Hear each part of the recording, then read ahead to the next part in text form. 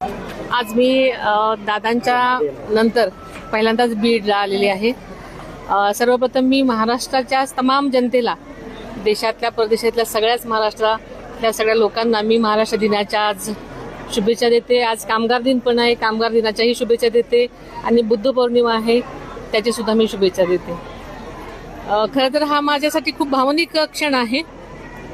आज मी झेंडावंदन केलेलं आहे आणि बीडच्या जनतेला एवढंच मी सांगू इच्छिते